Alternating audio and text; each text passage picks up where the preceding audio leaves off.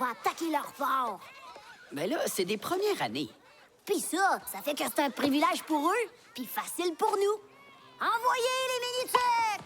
Défendez votre fort! We want to talk about La Guerre des Tuques. This is a huge deal.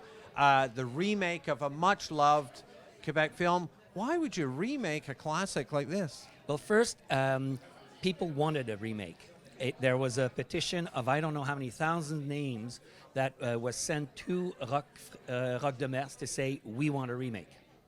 That's wild. So you think there was I heard it was, I think, 11,000 signatures. Yeah. So there was a public appetite for it. Did you have a bit of fear, though, that like, wow, we're touching a beloved film, frankly? Well, first, Rock, when he received that, decided that if there was to be a remake, it would not be a live one. So he decided that if there were a remake, it would be an animation. And so I think that's a first step in order to take some form of distance with the original film. Were you trying to make it faithful to the original? I was trying to make it faithful to the memory we have of it. Because if you look at the film 20 years later, you see that there are things that are not exactly as you remembered them. Well, memory plays tricks with you. So I thought it was more interesting to try and be faithful with the essence of the film than with the details of it. Naturally, there are famous lines, and you need these lines, and the story is the story. But we did make some changes, and what seems to happen is that people are not realizing that these things were not in the original film. So that's pretty cool. You know, I mean, you've made a lot of films. You're a seasoned filmmaker, most notably La Grande Séduction, another much-loved film, which has been remade too, come to think of it. But this is something very different, where you know, to do an animated feature. I mean, how much of a change was that for you?